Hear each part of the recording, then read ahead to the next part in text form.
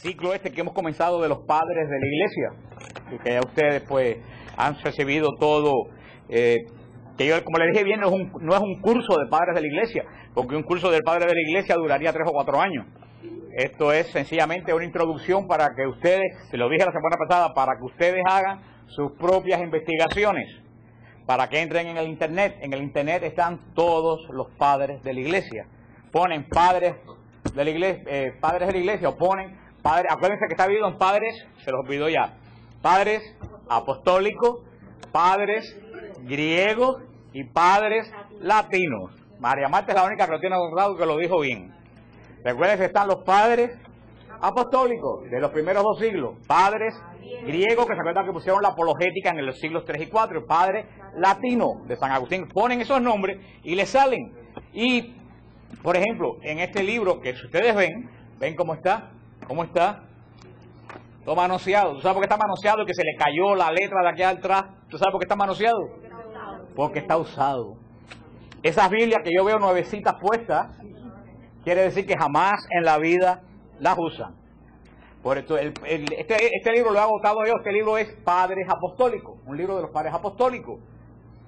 El libro de los Padres Apostólicos está editado por la Biblioteca de Autores Cristianos, mejor conocida por BAC, B-A-C, que es la mejor editora católica del mundo. Y las tienen en cualquier librería cristiana. Ustedes encuentran los libros de los Padres Apostólicos. Lo pueden encontrar. Es de la edición BAC, B-A-C. Entrando en materia, acuérdense que le dije el primer libro cristiano de que se tiene historia de que se escribió. ¿Cuál fue? Tiene un nombre extraño. Yo veo caras por ahí como si fuera primera vez que vienen a clase. Yo veo caras que los padres cristianos están. San Cirilo. Y yo lo dije la semana pasada. El primer libro cristiano que se escribió fue la Didache. La Didache. Pues voy a decir, que no es que yo tenga ánimo peleón hoy, pero es que yo se los tengo que decir porque para eso estoy yo aquí. Yo no estoy aquí para decirle a ustedes que bien están ustedes son muy aplicados. Estoy aquí para decirles no saben lo que dijo el Padre Francisco en el retiro. Y que yo no lo puedo decir porque están grabando.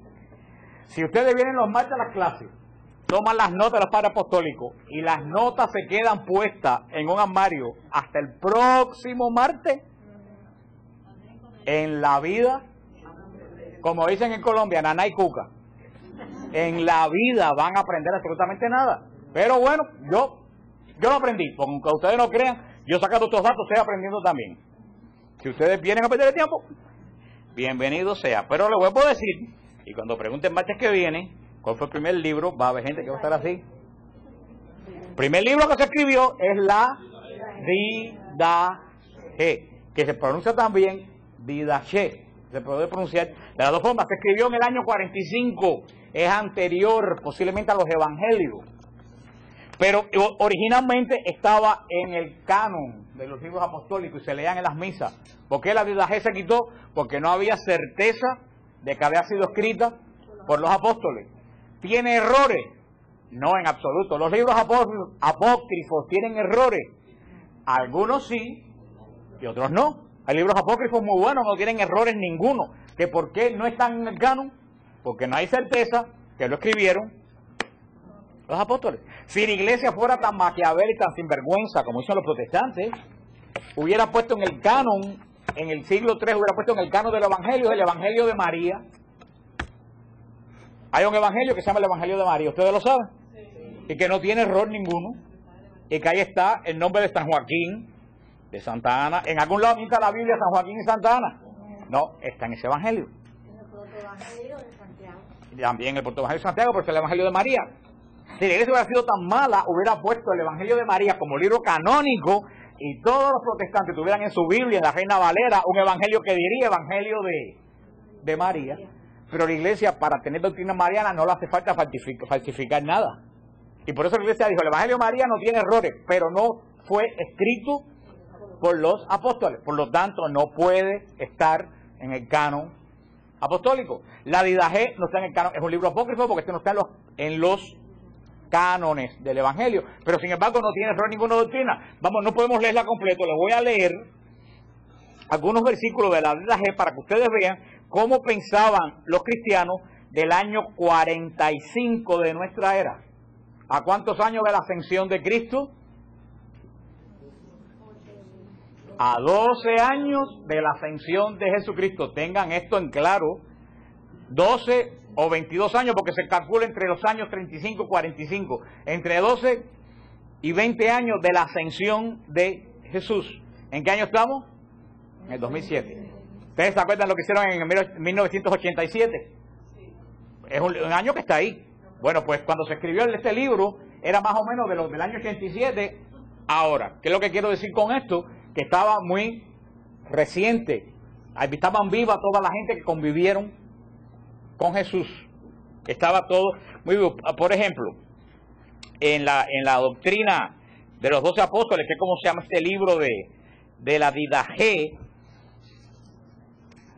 mira lo que dice en el capítulo 2. No matarás al hijo en el seno de la madre, ni le quitarás la vida al recién nacido. ¿Qué les parece? A 12 o 13 años de la resurrección de Jesús. A ver, dice en el punto 14, en la reunión de los fieles confesarás tus pecados y no te acercarás a la oración con conciencia mala. Este es el camino de la vida. A 12 años de la ascensión de Jesús, dice que en la asamblea de los fieles, que es la Eucaristía, confieses tus pecados. Y no dice que lo confiese a Dios. En ese tiempo se confesaban los pecados públicamente, puesto de pie, públicamente. Sigue en algunas de las formas que yo estuve hablando del bautismo. Es lo que dice el bautismo. Acerca del bautismo, bautizad de esta manera, dichas con anterioridad todas estas cosas. Hablando del bautismo, dice la Didache, acerca del bautizo, bautizad de esta manera, dichas con anterioridad todas estas cosas, bautizad en el nombre del Padre, del Hijo y del Espíritu Santo en agua viva. Si no tienes agua viva, bautiza con otra agua. Si no puedes hacerlo con agua fría, hazlo con agua caliente. Y lo que dice ahora, si no tuvieres ni una ni otra, derrama agua en la cabeza del bautizando 3 veces en el nombre del Padre, del Hijo y del Espíritu Santo. 12 años después de la ascensión de Jesús, la iglesia primitiva bautizaba echando agua sobre la cabeza del niño. Ahora sigue diciendo la Didache, respecto a la Eucaristía, daréis gracia de esta manera. Primeramente sobre el cáliz. Te damos gracias, Padre nuestro, por la santa viña de David tu siervo, la que nos diste a conocer por medio de Jesús tu siervo, a ti sea la gloria por los siglos. Luego sobre la hostia. Te damos gracias, Padre nuestro, por la vida y el conocimiento que nos manifestaste en medio de Jesús tu siervo. A ti sea la gloria por los siglos. Que nadie, empero, coma ni beba de la Eucaristía, sino los bautizados en el nombre del Señor. Pues acerca de ellos dijo el Señor, no deis los santos a los perros. Después de esto habla de las oraciones que se hacen en la Eucaristía. Habla también de la unción de los enfermos. Respecto al óleo de la unción, daréis gracia de esta manera. Te damos gracias, Padre nuestro, por el óleo de la unción. Habla también de la unción. También habla del domingo. Dice, reunidos cada día del Señor, romped el pan y dad gracias, después de haber confesado vuestros pecados, a fin de que vuestro sacrificio sea puro. Todo aquel empero que tenga contienda con su compañero, no se junte con vosotros hasta tanto nos haya reconciliado, a fin de que no se profane este sacrificio. Porque este es el sacrificio del que dijo el Señor, en todo lugar y en todo tiempo se me ofrece un sacrificio puro, porque yo soy Rey grande, dice el Señor, y mi nombre es admirable en todas las naciones. ¿Qué palabra se repite aquí una y otra vez? ¿Qué palabras se repiten aquí otra vez? Se lo voy a leer. Reunidos cada día del Señor, romped el pan y dad gracias, después de haber confesado vuestros pecados, a fin de que vuestro sacrificio sea puro. Todo empero que tenga contienda con su compañero, no se junte, a fin de que no se profane vuestro sacrificio, porque este es el sacrificio del que dijo el Señor. En todo lugar y en todo tiempo se hemos puesto un sacrificio puro, porque ¿qué palabra se repite ahí? Sacrificio. Sacrificio. La que más se repite aquí es sacrificio. ¿Por qué hago este énfasis? Porque hoy en día los protestantes dicen que la misa no es un sacrificio. Y a 12 años de la muerte, de la ascensión de Jesús, la iglesia primitiva se refiere al día del Señor con la palabra 4 veces y lo que están celebrando es un sacrificio. ¿Sabe usted el concepto que tenía la iglesia naciente de que la Eucaristía es un sacrificio? Aquí dice en algún momento, vengan delante del altar y hagan la oración de entrega a Jesucristo para que sus pecados sean perdonados y la prosperidad les llegue a todas. ¿Dice algo de eso aquí? ¿Qué es lo que recalca? Sacrificio. ¿Quién es la única iglesia que dice, el domingo celebramos sacrificio? ¿Quién es? La católica. Es muy difícil no darse cuenta de que los que escriben este libro en el año 45, ¿qué tipo de mentalidad tienen? Católica. Ese es el primer libro más antiguo de la iglesia, posiblemente entre el año 35 y el año 45. Solamente de tantos padres que hay, escogí solamente 3 padres de la iglesia, que para mí son los más importantes. Para leer el fragmento, el primer padre de la iglesia que escogí es el padre de la iglesia que más me gusta a mí, que es San Ignacio de Antioquía. Para mí es uno de los padres más grandes de la iglesia primitiva. San Ignacio de Antioquía nace en el año 30 de nuestra era. O sea, nace en el mismo año que Jesús comienza a predicar. Y muere en el año 107 de nuestra era.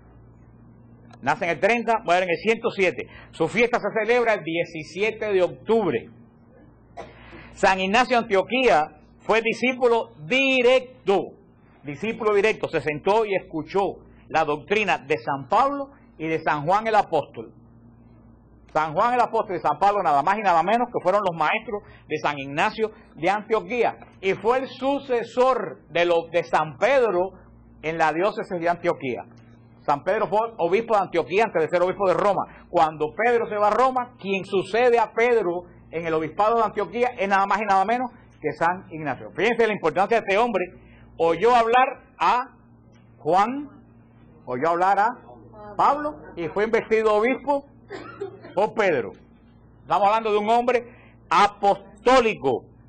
Los escritos de San Ignacio demuestran que la doctrina de la Iglesia Católica viene de Jesucristo por medio de los apóstoles.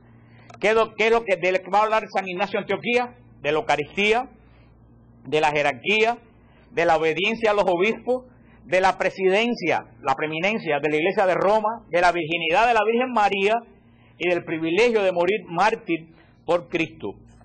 Condenado a morir devorado por las fieras, fue trasladado a Roma y en su camino, cuando él iba de Antioquía en Siria a Roma, como era un obispo tan preeminente, por eso lo llevaron a Roma, a matarlo en Roma.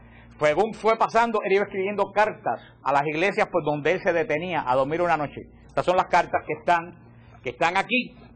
Y llegando a la ciudad de Roma, le escribe a Roma y dice que tiene un gran miedo de llegar a Roma. Pero ¿saben cuál era el gran miedo que él tenía de llegar a Roma? Él tenía miedo que los romanos influyentes pagaran dinero para que él no fuera martirizado. Él le dice a los romanos, déjenme morir porque yo quiero ser triturado en la boca de los leones como trigo agradable a Dios. Y le prohibió a los romanos que intercedieran por él o que diera rescate, dinero por su rescate. San Ignacio de Antioquía fue el que le pone el nombre a la iglesia cristiana de Iglesia Católica. En la carta a la ciudad de Esmirna, cuando él pernocta en Esmirna, él escribe una carta a la gente de Esmirna y le dice, esta iglesia ya no está solamente limitada al Medio Oriente, esta iglesia es católica, con K, que quiere decir universal. Y de ahí en adelante, del año 107 en adelante, la iglesia cristiana, porque el nombre de cristiano se lo dieron en Antioquía. O sea que en Antioquía la iglesia recibió el nombre de cristiana y en Antioquía recibe el nombre de católica. Algunos puntos de sus enseñanzas. Vimos que recibió la enseñanza de Pablo y de Juan, que recibió de ellos la instrucción en las Sagradas Escrituras, y vemos que todas sus cartas están llenas de pasajes de la Escritura. Yo subrayé algunos pasajes de San Ignacio que son los más interesantes de él, y se los voy a buscar aquí, se los voy a leer. Algunos de ellos los doblé. Por ejemplo, dice en la carta a los Efesios que nadie se llama engaño. Si alguno no está dentro del ámbito del altar, se priva del pan de Dios. Fíjate lo que dice: si alguien no está pegado al altar, se priva del pan de Dios. ¿Qué quiere decir? Que solamente los que acuden a la Eucaristía son los que reciben el pan de Dios. Dice San Ignacio de Antioquía: y quedó oculta al príncipe de este mundo la virginidad de María y el parto de ella, del mismo modo que la muerte del Señor. 3 misterios sonoros que se cumplieron en el silencio de Dios. O sea, San Ignacio de Antioquía en el año 105 y 106 ya habla de ¿qué? De la virginidad de María. Y dice que la virginidad de María es uno de los misterios sonoros que el demonio no pudo penetrar. Oye lo que dice San Ignacio de Antioquía en la carta a los tralianos, cuando pasó por Tralia: someteos a vuestro obispo, y también los unos a los otros al modo de Cristo está sometido según la carne a su Padre, y a los apóstoles, a Cristo y al Padre y al Espíritu Santo, a fin de que haya tanto unidad corporal como espiritual. Ya San Ignacio en el año 105 dice que la iglesia se someta a los obispos, como Cristo está sometido al Padre.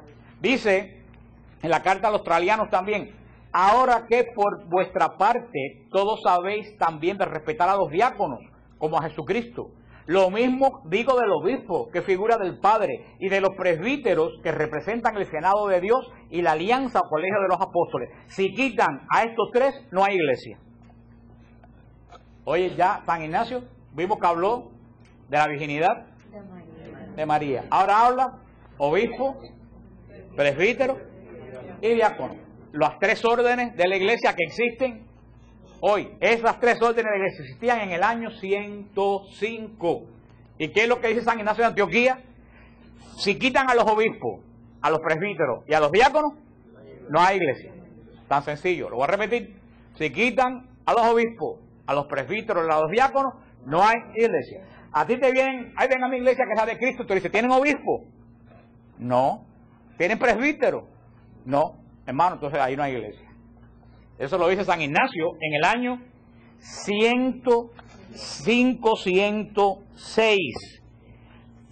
Dice, oigan lo que dicen, esto nos viene muy bien a todos: los herejes entretejen a Jesucristo con sus propias especulaciones, presentándose como digno de todo crédito, cuando son en realidad como quien brinda un veneno diluido con miel.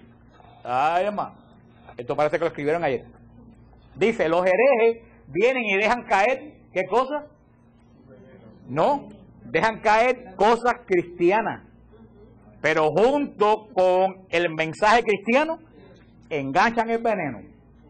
Fíjate, como ya desde esa época, como el demonio no ha cambiado.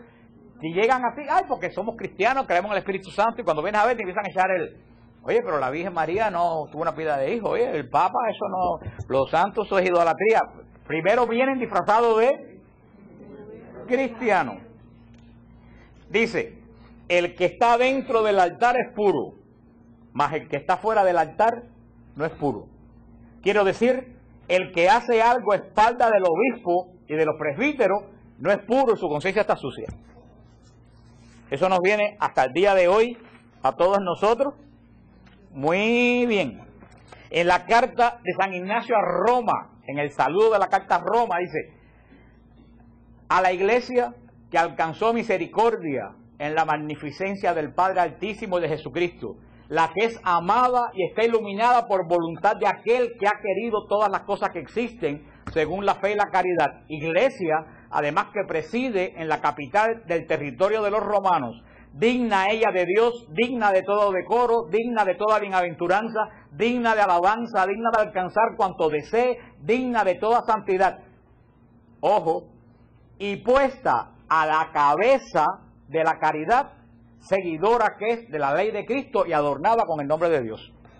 Así define San Ignacio la iglesia de Roma en el año 105, puesta a la cabeza de la caridad, del amor de Dios, de quien reúne, para que vean ya la preeminencia de la iglesia de Roma en el año 105.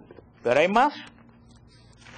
Dice, tremendo, este viejo era terrible, en la carta a la iglesia de Filadelfia dice: no se engañen, hermanos míos, si alguno sigue a un hereje, no hereda el reino de Dios. Y además, oigan lo que dice ahora, a la carta a los Filadelfios: poned pues todo ahínco en usar de una sola Eucaristía, porque una sola es la carne de nuestro Señor Jesucristo, y un solo cáliz para unirnos con su sangre, un solo altar, así como no hay más que un solo obispo, juntamente con el colegio de los presbíteros y de los diáconos. De esta manera, todo cuanto hagan, lo van a hacer de acuerdo a Dios. En el año 107, pregunto, ¿esta es una forma de hablar pentecostal? ¿Esta es una forma de hablar evangélica? ¿Esta es una forma de hablar metodista? ¿De qué forma es hablar esta? Católica. En el año 107. Hay que ser muy torpe para no decir cuál era la iglesia que dejaron los apóstoles. Si habla exactamente igual que como hablamos, y esto hasta los originales existen, y esto lo estudian los protestantes en su seminario, los protestantes serios estudian la patrística en sus seminarios. Sigue diciendo, a ver, alguno más de San Ignacio. Esto es terrible.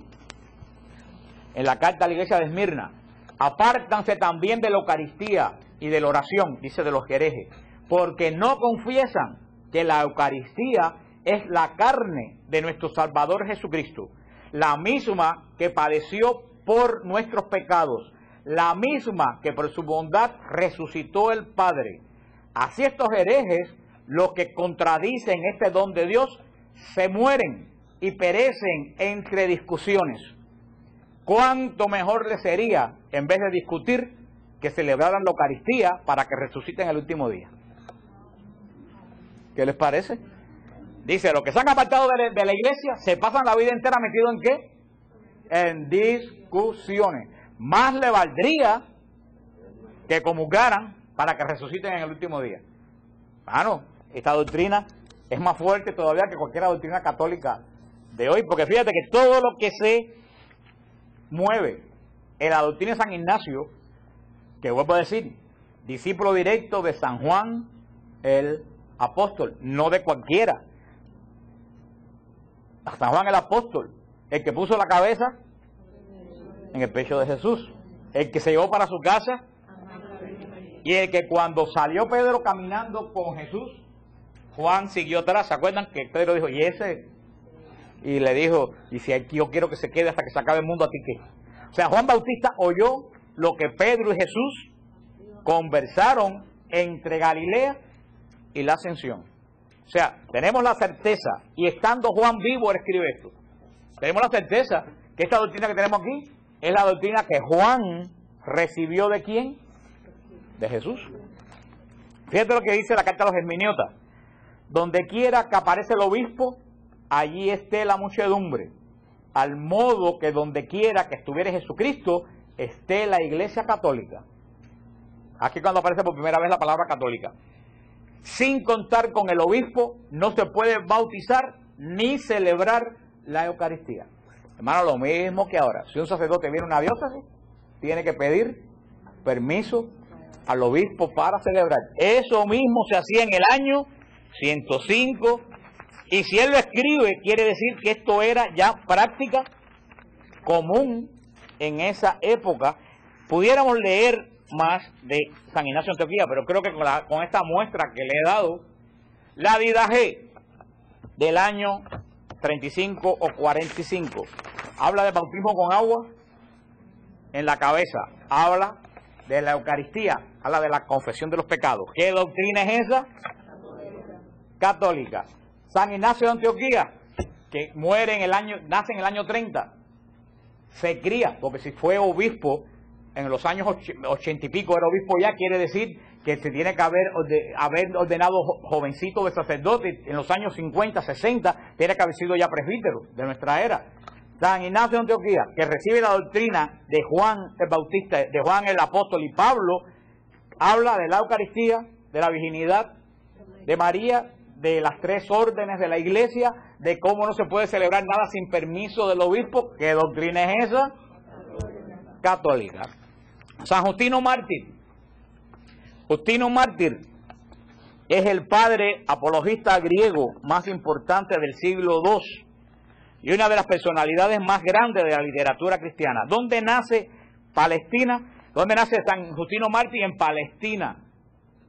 San Justino Mártir nace en Palestina, muy cerca de lo que es Siquén.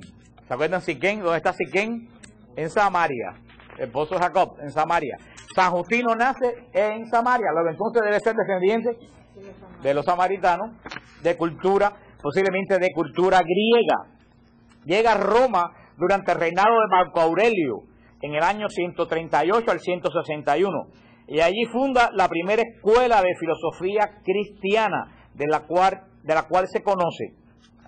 Según su discípulo Tasiano, a causa de los filósofos cínicos llamado Crescente, tuvo que comparecer ante el prefecto de Roma y por el solo delito de confesar su fe fue condenado con otros 6 compañeros a muerte en el año 165 de nuestra era.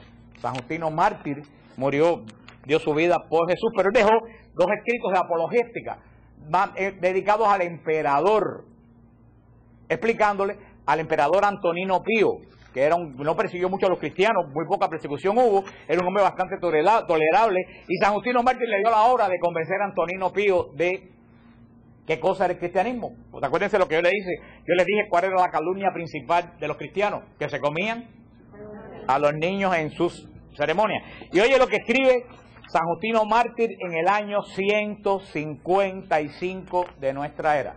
Dice: terminadas las oraciones, nos damos el beso de la paz. Luego se ofrece pan, vino mezclado con agua, a quien preside, que los toma y da alabanza y gloria al Padre del universo en el nombre de su Hijo y por el Espíritu Santo. Después pronuncia la oración eucarística, por habernos concedido los dones que de Él nos vienen. Y cuando ha terminado las oraciones y la acción de gracia, todo el pueblo presente dice amén, que en hebreo quiere decir así sea. Cuando el que preside ha dado gracias y todo el pueblo ha aclamado, los diáconos dan a cada uno de los asistentes la comunión en forma de pan y vino, sobre los que se pronunció la oración eucarística, y se la llevan a los enfermos que no pudieron asistir. A esta celebración la llamamos Eucaristía. A nadie es lícito participar si no cree que nuestras enseñanzas son verdaderas, si no ha sido lavado en el baño del bautismo para regeneración de los pecados, y si no vive conforme a lo que Cristo enseñó, porque no los tomamos como pan o bebidas comunes, sino que así como Jesucristo, nuestro Salvador, se encarnó por virtud del Verbo de Dios para nuestra salvación, del mismo modo nos has enseñado que esta comida, de la cual se alimenta nuestra carne y nuestra sangre, es la carne y la sangre del mismo Jesús encarnado. Pues en esos alimentos se ha realizado el prodigio mediante la oración que contiene las palabras del mismo Cristo: haced esto en conmemoración mía. Los apóstoles, en sus comentarios, que se llaman Evangelio, nos transmitieron que así lo ordenó Jesús cuando tomó pan y dando gracia dijo: haced esto en conmemoración mía, esto es mi cuerpo. Y de la misma manera, tomando el cáliz, dio gracia y dijo: esta es mi sangre. Nosotros, en cambio, después de esta iniciación, recordamos estas cosas constantemente entre nosotros. Los que tenemos socorremos a los necesitados y nos asistimos siempre los unos a los otros. Por todo lo que comemos, bendecimos siempre a Dios. El día que llaman del sol, domingo, se celebra una reunión de todos los que viven en las ciudades y en los campos, y se leen los evangelios de los apóstoles y de los profetas mientras hay tiempo. Cuando el lector termina, el que preside nos exhorta con su predicación y nos invita a imitar aquellos ejemplos. Después nos levantamos todos a unas y elevamos nuestras peticiones. Al terminarlas se ofrece el pan y el vino, como ya te dije, y el obispo, según su fuerza, también eleva acción de gracias. Y todo el pueblo exclama, amén. Celebramos esta reunión el día del sol, por ser el primero, en que Dios, transformando las tinieblas y la materia, hizo el mundo, y también porque es el día en que Jesús, nuestro Salvador, resucitó de entre los muertos. Pues hay que saber que le entregaron el día anterior al de Saturno, sábado, y en el siguiente, que es el del sol, resucitó y se apareció a sus discípulos. ¿Qué les parece? Año 150, 55 de nuestra era. ¿Qué es lo que dice? Los primeros cristianos, ¿qué día se reunían? El domingo. Para los adventistas, los testigos de Jehová, que dicen que eso es un invento de Constantino. En el año 150, dice Justino Mártir que ya los cristianos se reunían el domingo. Y mira qué hermoso lo que dice, oye qué hermoso lo que dice. Dice que el sábado, que es el día de los judíos, Cristo estuvo muerto. Pero el domingo, que es el primer día de la semana, ¿qué fue lo que hizo Dios en el Génesis, el primer día de la semana? Separó las tinieblas de la luz. Dice, en el día que Dios separó las tinieblas de la luz, Cristo, que es nuestra luz, resucitó dándonos luz nueva. Dice, por eso que nosotros celebramos el domingo, no celebramos el sábado, porque en el sábado hay tiniebla, y en el domingo, porque si el primer día de la semana Dios separó la luz de las tinieblas, ¿qué es lo que había el día anterior, el primer día de la semana? Caos. Mira tú qué hermoso, yo nunca había pensado en esto hasta que lo leí.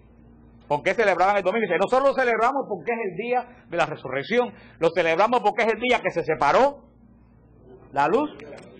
Habla de la Eucaristía, habla de los diáconos, habla de los obispos, que se predica, que se lee el Evangelio, los profetas, que se predica, que se presenta el pan y el vino, que se consagra, que es el cuerpo y la sangre de Jesús, verbo encarnado. Relaciona la Eucaristía con la encarnación. Lo mismo que el Papa Juan Pablo II hizo en la última encíclica que él le dejó a la Iglesia sobre la Eucaristía. Habla de la celebración del día del domingo. ¿Cuántas cosas en el año? ¿Qué doctrina es esta, hermano? ¿Esto es doctrina protestante?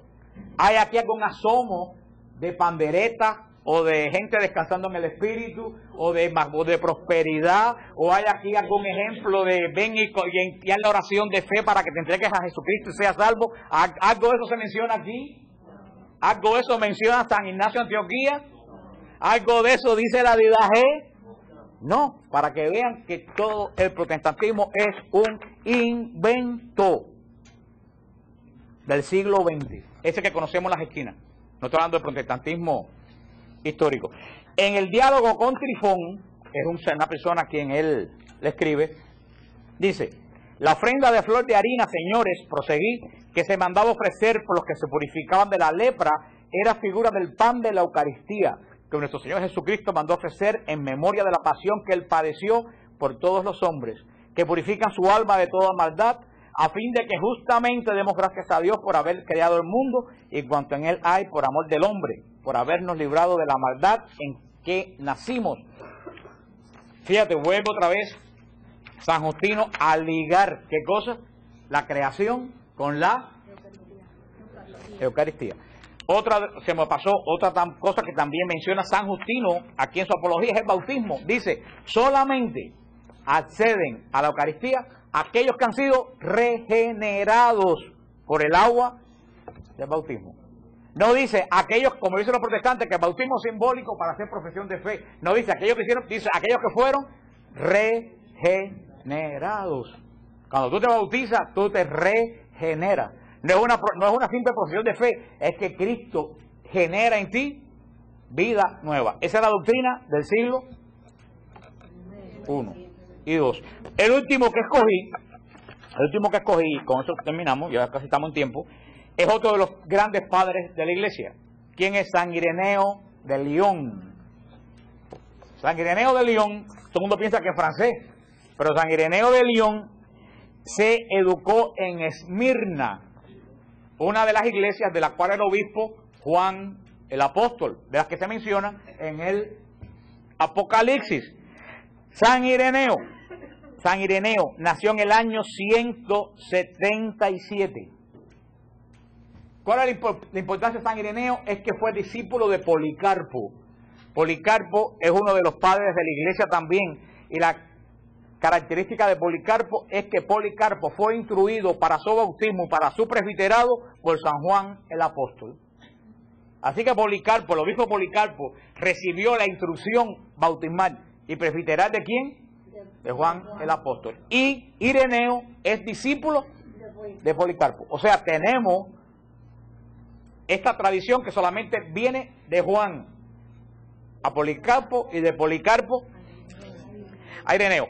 San Ireneo de Esmirna, aunque es llamado San Ireneo de Lyon, porque fue obispo de Lyon, en la ciudad de Lyon, en Francia, pero Esmirna, este padre del siglo II, se va a quedar frío lo que habla San Ireneo de Lyon en el año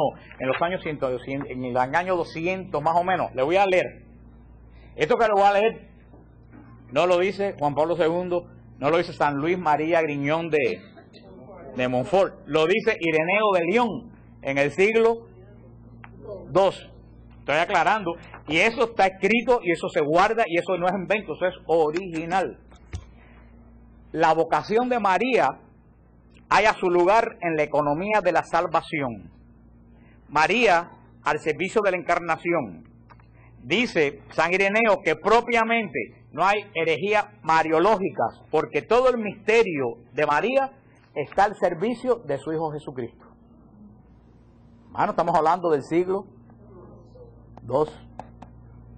Estamos hablando de un hombre que fue discípulo de alguien que lo instruyó, San Juan. ¡Qué coincidencia! San Juan el Apóstol escribe el Apocalipsis con María vestida de sol. San Juan el Apóstol es el único que relata las bodas de Caná. San Juan el Apóstol enseña a Policarpo y Policarpo dice, en la doctrina de María no hay error, porque todo lo que se dice de María está apuntando a Jesucristo. Lo mismo que dice Pablo VI en la Marialis Cultus. Dice, madre verdadera, eso está escrito mismo de él, madre verdadera, de la que según los evangelios nació Jesús como hombre completo, garantiza contra los gnósticos la realidad de la carne de Jesús, sin la cual es imposible la vida histórica de Cristo, su muerte y su resurrección. Yerran quienes afirman que él nada recibió de la Virgen. De otro modo, habría sido inútil su descenso a María. ¿Para qué descendía ella si nada habría de tomar de ella? Es lo que dice San Ireneo. Dice, los que dicen que a Jesús no hace falta María. ¿Dice San Ireneo en qué siglo? II. Dice, si a Jesús no le hace falta nada de María, ¿para qué descendió a ella? Yo nunca me había puesto a pensar eso. Y eso es apología pura. Si Jesús no podía haber bajado de una nube. Podía haber bajado de una nube, como dice Daniel, el profeta Daniel, que vio al Hijo del Hombre en una nube. Jesús hubiera bajado de una nube y hubiera aparecido en el desierto el día del bautismo, sin saber de dónde vino, y comenzó su vida pública.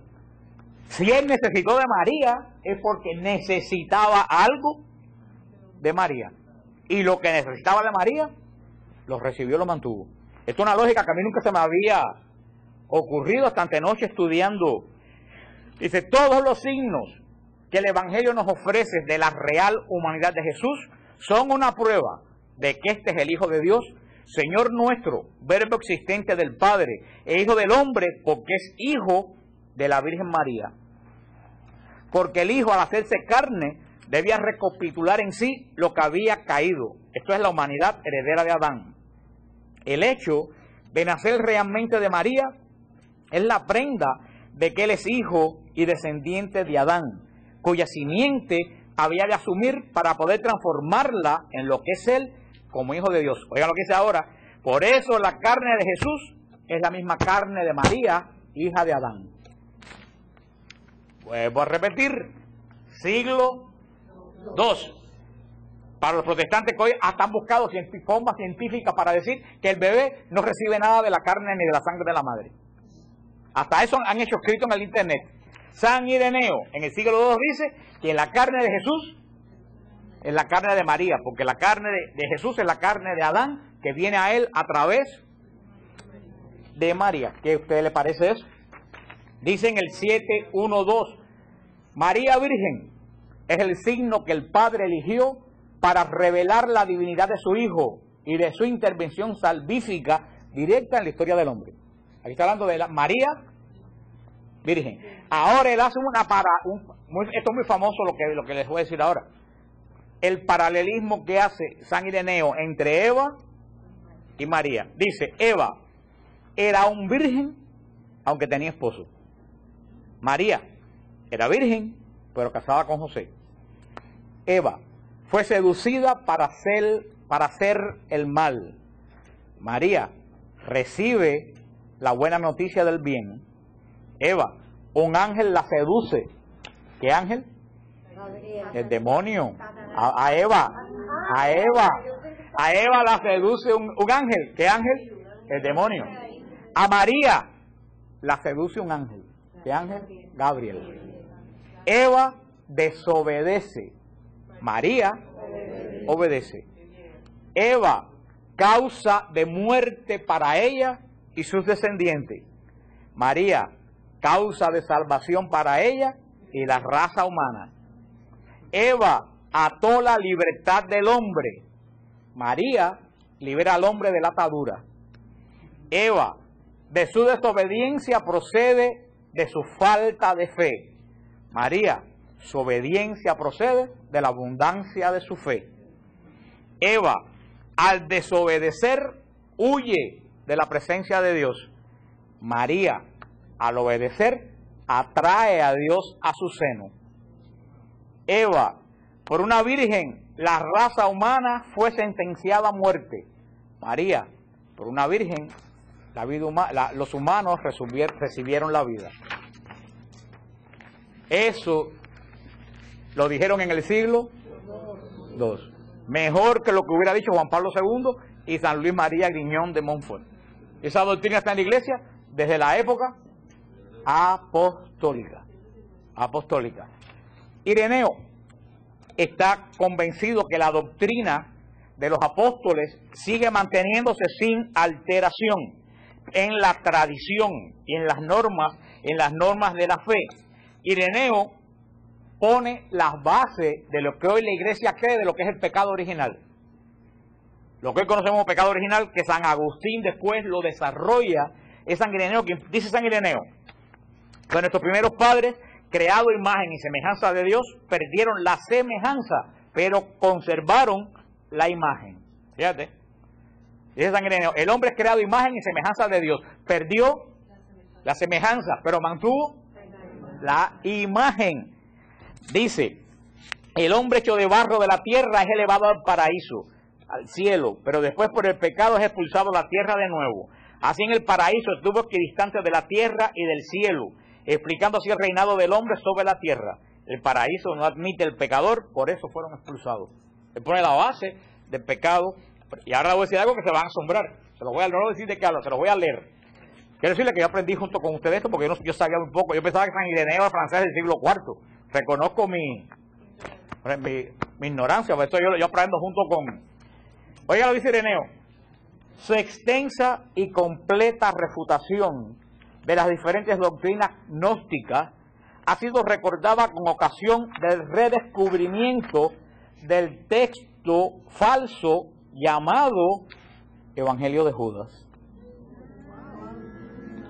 Resulta que ahora CNN aparece con que descubrieron el Evangelio de Judas. Ese San Ireneo, que en el siglo II descubrieron el Evangelio de Judas y que era falso.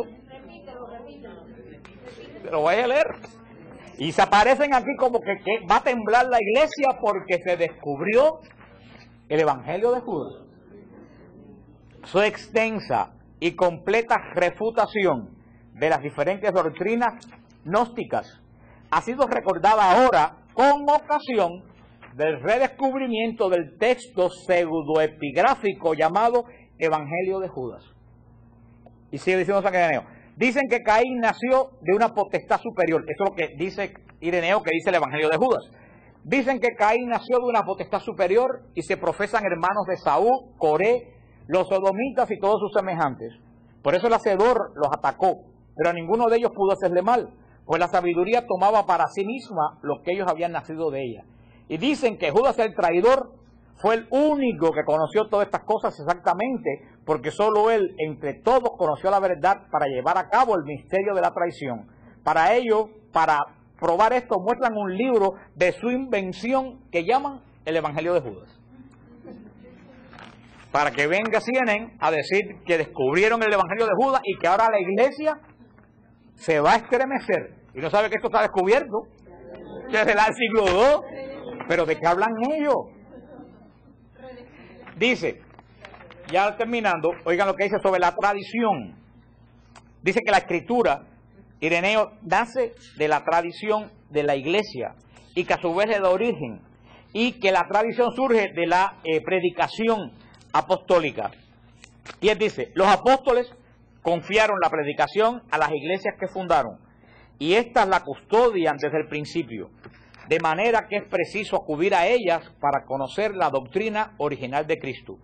El Señor envió al Espíritu Santo a los apóstoles, a quienes constituyó en iglesia, como guía en el conocimiento de la verdad. Oigan lo que dice ahora, despierten. Yo voy a empezar a traer la semana que viene piedras y una onda. Y yo le voy a decir después en qué las voy a... Y que no venga como cuando vino Roxana a insultarme porque decía que yo había hablado de ella porque estaba dormida, que me dijo que estaba haciendo bistec. Yo decía, ¿esta loca de dónde salió? ¿De qué habla ella? ¿De qué bistec? ¿De qué? Si yo no sabía ni quién era porque ella se estaba por allá atrás. Porque a veces que digo las cosas la gente piensa que se lo digo a la... Si ustedes se fijan, cuando yo predico casi nunca yo miro a nadie. Fíjense, yo casi siempre miro, paso la vista así. Eso tiene un origen que un día, una cosa muy desagradable que pasó una vez, por eso yo no miro a la gente cuando predico, que ya aprendí eso yo de hace mucho tiempo. Por eso, pero como no miro a nadie directamente, no sé quién está dormido y quién no.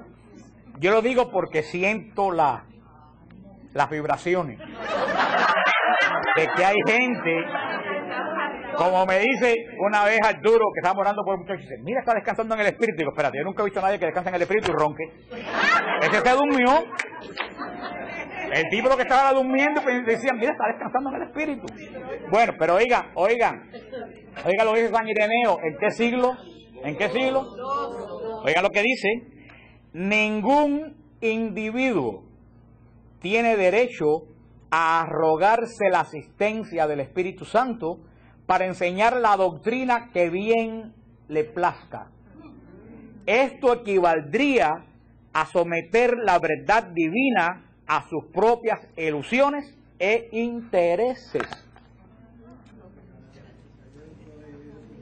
Siglo II. Para todo esto que viene, Dios me inspiró, voy a abrir mi propia iglesia. Dice que nadie, hermano, discípulo de quién? De Policarpo. ¿Discípulo de quién? De San Juan el Apóstol, que murió en el año 105. Nadie tiene derecho a arrogarse el Espíritu Santo por inventar doctrina, porque eso es lo que está haciendo, es o dando sus propias ilusiones o proponiendo sus propios intereses. Si lo dijera yo, pero lo dice San Ireneo de León. Ya terminando también las cosas que nos faltan, habla de la Eucaristía.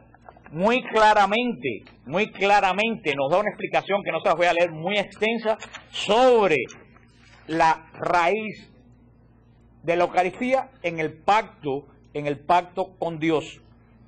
Litúrgicamente San Ireneo transmite pocos datos. Dice que se ofrece el pan y que el vino se mezcla con agua, exactamente tal como se hace ahora. Y dice que la misma palabra que plasmó el verbo en el vientre de María, plasma el verbo en el pan y en el vino. Fíjate, San Ignacio de Antioquía y San Ireneo hablan de lo mismo, encarnación y Eucaristía. Y lo que le he dicho a ustedes, antes de leer esto, pero también uno más o menos, la Eucaristía es otra encarnación. Así como Jesús bajó al vientre de María, Jesús baja y se encarna en el pan y el vino. En todo.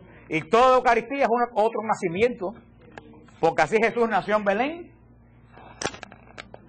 Y toda Eucaristía es sacrificio de la cruz. Y toda Eucaristía es resurrección. Y toda Eucaristía es segunda venida de Jesucristo, porque Jesús vuelve por segunda vez. La Eucaristía es la vida de Jesús. Y lo último de San Ireneo, que es muy interesante. San Ireneo escribiendo en el año 175, cuando él va a León, como obispo de León, lo manda el Papa a León. San Ireneo, le dicen la gente de León, ¿cómo tú sabes que la doctrina que tú vienes a predicar aquí es la que hace 200 años predicó Jesucristo? Le dijeron, ha pasado muchísimo tiempo, han pasado 100 y pico de años que murió Jesús, que hasta mira qué cantidad de tiempo ha pasado. A lo mejor la doctrina se enmarañó en lo que llegó a Esmirna, y de Esmirna llegó a Roma, y de Roma llegó a León. Tú sabes lo que escribe Ireneo. Dice, yo estoy seguro que la doctrina que predico es cierta, porque en este momento la palabra de Dios está custodiada por Eleuterio, por el Papa Eleuterio, que sucedió al Papa Sotero, que sucedió al Papa Aniceto, que sucedió al Papa Pío, que sucedió al Papa Higinio, que sucedió al Papa Teleforo, que sucedió al Papa Sixto, que sucedió al Papa Alejandro, que sucedió al Papa Evaristo, que sucedió al Papa Clemente, que sucedió al Papa Cleto, que sucedió al Papa Lino, y sucedió al apóstol Pedro. San Ireneo dice, la prueba que el evangelio que yo predico es cierto, que el Papa que está en este momento, que es Eleuterio, ha recibido por una serie sin interrupción de hombres que lo unen al apóstol Pedro. Dice, esta sucesión ininterrumpida del obispo de Roma es la garantía de que el evangelio que predico es cierto. Una lista de papas en el año 175. Una lista de papas en el año 175 o 190. ¿Qué les parece a ustedes? San Ireneo es importantísimo. Y se me pasó, pero esto es no se asusten, que es una sola cosa que les voy a leer. Yo les hablé de un padre de la iglesia que fue papa, el Papa Clemente. ¿Quién es el Papa Clemente? Si vemos la lista de, no tengo que recoger, si vemos la lista de Ireneo, dice Pedro, Lino, Cleto y Clemente. Clemente es el Papa número 4. Le dije que era importante porque era el primer Papa de origen no judío. Se cree que era de la familia imperial, Oliberto de la familia imperial, porque ese nombre Clemente solamente se usaba en la familia imperial de Roma. Él llega a ser obispo de Roma y es el que pone orden, se recuerdan, en la iglesia de Corintos, con aquel problema que está para afuera que le dije que se formó. Y oye cómo comienza la carta que escribe el Papa Clemente a la iglesia de Corinto, que estaba en territorio griego. ¿En qué año escribe esta carta? En el año 95. Cuando estando vivo Juan tenía 90 años en esa época más o menos, estaba vivo y crearon la iglesia de Éfeso, muy cerca de Corinto. Los corintios, en vez de acudir al apóstol Juan, que hubiera sido lo más lógico, acuden al obispo. El Papa no le pudo contestar enseguida porque había una gran persecución. Empieza la carta diciendo, a causa de las repentinas y sucesivas calamidades y tribulaciones que nos han sobrevivido, creemos, hermanos, haber vuelto algo tardíamente nuestra atención a los asuntos discutidos entre vosotros. Nos referimos, carísimos, a la sedición extraña y ajenas a los elegidos de Dios, abominable y sacrílega de unos cuantos arrogantes que hay entre ustedes. Oye lo que dice un poco, después nada más que subrayé 2 o 3 cosas. A ver, vamos a ver otra que era lo que más me interesaba. Dice, también nuestros apóstoles tuvieron conocimiento por inspiración de nuestro Señor Jesucristo que habría contienda sobre este nombre y dignidad del episcopado. Por esta causa, pues, como tuvieran perfecto conocimiento de lo porvenir, establecieron a los obispos, impusieron normas para que muriendo estos, otros varones fueran ordenados al ministerio. En el año 95, ¿qué dice Clemente? Cuando un obispo muere, ordena al otro. Año 95 de nuestra era. Sigue, dice, ahora pues vosotros que fuisteis causa de que estallara la sedición, someteos a vuestros presbíteros y obispos, y corríjanse para la penitencia, doblando las rodillas de vuestro corazón. Pero es lo que dice ahora, más si alguno desobedeciere las amonestaciones que yo les estoy dirigiendo, él mismo sepa que será reo de gran pecado y expondrá peligro su salvación. Esta forma de hablar es una forma de hablar con autoridad. Más si alguno desobedece lo que yo les estoy diciendo, y está hablando de un romano a un griego, en el año 9, ahí tú ves que en el año 95 la autoridad que tenía el obispo de Roma. Ya terminando, dice, despachamos con rapidez y en paz y alegría a nuestros delegados, Claudio Febo, Valerio Vitón y Fortunato, a fin de que cuanto antes nos traigan las noticias de la suplicada y para nosotros sanidad, paz y concordia, y cuanto antes también me animen de que entre ustedes reina el orden. O sea que el Papa manda 4 personas con su carta. Estos fueron los primeros nuncios apostólicos que hubieron en el mundo. El Papa no puede ir, pero manda delegados que van a volver con la noticia de cómo está. Esta epístola se estuvo leyendo en la ciudad de Corinto todos los domingos en misa, hasta que en el año 397 decidió la iglesia que por no ser escrito, ¿qué? Apostólico, no se podía leer en misa. En todo esto que hemos leído hoy, hermano, es una pena que esto no se hable, ni en programas de radio, ni en clases, tanta bobería que se habla, y que estas cosas no se hablen para que la gente sepa. La iglesia nosotros, ¿ustedes creen que el que conozca esto, alguien puede venir de la esquina a hacerle un cuento de la iglesia de él que la fundó ayer aquí en Hialeah en una esquina? Yo creo que ustedes, si ustedes estudian esto, si ustedes estudian eso y compran el tape y lo oyen, que yo no gano nada con eso, o si no quieren comprar el tape y lo oyen en Siloé, o si ustedes buscan los padres de la iglesia, hacen su propio research, yo les digo que si ustedes estudian esto, el próximo que venga a hacer un cuento chino, ustedes le saben contestar. Porque estos pobres hermanos de otras iglesias, con su mente chiquitita, ellos creen que la iglesia primitiva era que la iglesia pentecostal, gente con pandereta y gente cayéndose para atrás y hablando lengua. Eso es lo que ellos piensan, que eso es lo que hemos visto nosotros que era la iglesia primitiva. Para eso te sacan la carta a los Corintios, cuando Pablo dice, hablen lenguas uno a uno. Pero no se dan cuenta que lo que Pablo está haciendo en la carta a los Corintios es criticando el desorden que hay en los Corintios. Dice, no hablen lengua a todo el mundo, que si alguien entra pagano en la reunión de ustedes van a pensar que están locos y no van a entender nada. Estas cosas que los protestantes cogen de Corinto como una seña de lo que era la iglesia primitiva es al contrario. Es lo que Pablo está criticando que no se haga. Y ese desorden que había en Corinto, ¿a qué dio lugar?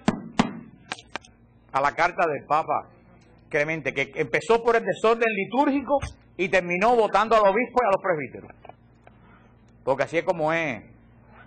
Y por eso el Papa está poniendo orden en la liturgia, porque cuando estudiamos el Apocalipsis, oímos bien, le dije bien claro, que aunque crean que no, la mala celebración de la Eucaristía incide en la historia de la humanidad. Y muchas cosas que están pasando en el mundo provienen de lo mal que se está celebrando la Eucaristía. Porque esto es un misterio espiritual. Yo me escribían de un lugar en Colombia, una muchacha que estaba muy preocupada, porque en su parroquia hay una misa de jóvenes, que para que los jóvenes vengan, dan la misa y cantan con ritmo de reggaetón. Yo le dije 40 cosas, no a ella, sino al sacerdote que preside esa Eucaristía. Y yo le dije, si para atraer un joven a la iglesia hay que tocar reggaetón, es mejor que se quede donde estaba. Porque ese muchacho no viene a convertirse a Cristo. ¿Por qué viene? Por la música. El día que no haya música, Y eso es lo que ha sucedido en la Iglesia Católica. Hemos creado, en vez de una iglesia como la de estos hombres, hemos creado una iglesia de flojo y de basura. ¿Por qué? Porque le hemos dado todo light. Light, para que no se asusten. ¿Cómo los mormones tienen a los muchachos que se confirman 3 años sin cobrar por el mundo entero de misioneros en bicicleta? ¿Por qué? ¿Le dan reggaetón? ¿Le dan baile? ¿Le dan juegos de voleibol? No, le dan la doctrina de Dios, que equivocaba todo, pero se la dan como es. Los jóvenes para venir a la iglesia no les hace falta reggaetón. ¿Tú sabes lo que hace falta? Que se le presente a Cristo como es. Porque ese Cristo que están dando los jóvenes no lo convence. ¿Qué sucede con las órdenes religiosas? Todas las monjas se quitaron los hábitos, se levantaron la saya y se pintaron las bembas y se pintaron el pelo, ahora lucen unas mujeres rarísimas. ¿Para qué? Para que vinieran la juventud, porque hay que atraer. Hermano, ¿atrajeron a alguien? Los monasterios se vaciaron. El otro día yo entré en un website benedictino, porque yo me he pasado la vida metido en los websites mirando, en un de mujeres. Por supuesto, primero vi la foto, ninguna tenía hábito. Cada cual vestida. Entonces, lo que estaban anunciando para esa semana, yo lo dije aquí una vez. ¿Ustedes saben que estaban anunciando para esa semana? Lo que iban a tener una noche. Agárrense la peluca. Estaban anunciando la noche del sombrerito rojo. Yo dije, Jesús Nazareno, tengo terror de saber qué cosa es la noche del sombrerito rojo. Pero tanto pudo mi curiosidad que entré. ¿Ustedes saben qué cosa era la noche del sombrerito rojo? No, que cada monja iba a confeccionar un sombrero rojo, una creación. Entonces iba a hacer un concurso a ver cuál se llevaba el primer premio. En un mundo con tanta necesidad de intercesión, con tanta necesidad de oración, que ese grupo de mujeres se dedica. ¿Ustedes creen que una joven va a dejar de casarse, va a dejar de tener una profesión, va a dejar de tener hijos para ir a hacer una noche del sombrerito rojo? Por favor, es que la iglesia ha perdido juicio. ¿Y cómo los obispos permiten eso? No, los monasterios son independientes. Lo que sucede es que toda esa gente pensando que imitando al mundo, el mundo iba a venir. Y el mundo no vino. ¿Para qué el mundo va a venir a lo mismo que ve afuera, pero más ridículo? ¿Qué monasterios están llenos? El de Madre Angélica, donde tienen el hábito tradicional. El Carmelo donde vino Mite, que dice que han tenido que poner un mes al año para que entren todas las novicias, por la cantidad que entra, que no pueden tener todos los meses regados, entrando una novicia hoy y otra mañana. La congregación del Padre Groeschel, que tienen el hábito tradicional franciscano y tienen una hora diaria de adoración eucarística todos los días. Esas son las congregaciones que están creciendo, las que han retornado a sus raíces. Todas estas congregaciones modernas, los Marinol, que son monasterios que se han quitado los hábitos, que andan a la hora que les da la gana, se están muriendo. No hay ¿para qué? ¿Ustedes creen que una muchacha que entra en ese monasterio del sombrerito rojo, ustedes creen que se queda de verdad? Una muchacha que está buscando a Cristo, llega, mira y dice, ¿pero qué cosa es esto? ¿Qué costumbre? ¿Qué banalidad? Pero yo digo, ¿qué banalidad? Me escribe otra persona, y a otra, me escribe otra persona que no voy a decir del país de Latinoamérica, que pertenece a una congregación X de religiosas, que a la congregación ve un padre sanador todos los martes, que hace con todas las monjas sesión de Reiki, sanación por las vibraciones, y que después pone a todas las monjas a toquetearse todas unas a otras de arriba abajo para que las energías fluyan, que a ella le parecía que eso estaba muy raro. Digo, raro no, eso es demoníaco. Entonces el sacerdote que está sanando con el poder de las vibraciones, de las energías, lo más seguro es que se ría de los carismas y de la unción del Espíritu Santo y de los carismáticos. Hermano, tenemos un problema muy serio en la iglesia. Eso se reduce a lo que dice la Biblia. Fueron tras dioses vanos y se volvieron también ellos vanos. quisimos abrir las puertas y hacernos igual que el mundo. ¿Y en qué terminamos? Siendo lo mismo que el mundo. El mundo está mal, esto está. Gracias a Dios que hay un retorno en la iglesia de nuevo, y eso es lo que está haciendo Benedicto XVI, a la ortodoxia de la fe. Y por eso que el demonio lo sacude tanto, a la ortodoxia de la fe. Y que no digan loco, que no digan exagerado, a mí que me importa lo que me digan, pero tenemos de nuevo que hacer que la iglesia vuelva a ser seguidora de las enseñanzas de Jesucristo. Me acabo de llegar, yo estoy mando dinero a un monasterio benedictino que acaban de abrir en Oklahoma, de monjes que se levantan a las 3 de la mañana, monjes que oran todas las horas, de las 9 de la mañana a las 12 del día, a las 3 de la tarde, todas las horas de antigua de la orden benedictina, que para orar se ponen la capucha por delante, que jamás se quitan el hábito ni para trabajar, y está lleno de jóvenes. Lo acaban de abrir y hay como 12 novicios. Eso, hermano, es lo que la iglesia está buscando. Volver, ¿qué fue lo que hizo el concilio? El concilio no fue licencia a inventar, el concilio quiso que la iglesia volviera a esta iglesia, a la iglesia de los padres apostólicos. ¿Pero qué entendieron los modernistas? Que el concilio era licencia para hacer lo que me diera la gana. Conclusión, ahí la tenemos. La semana que viene, para después empezar con el credo, la semana que viene vamos a hablar de los 4 grandes concilios de la iglesia que dieron origen a la doctrina de la iglesia, del concilio de Nicea, de Constantinopla, de Éfeso y de Calcedonia. Son los 4 grandes concilios que pusieron la base del cristianismo. Y cuando terminemos esa clase, comenzamos el estudio del credo de Nicea, palabra por palabra. Allá atrás están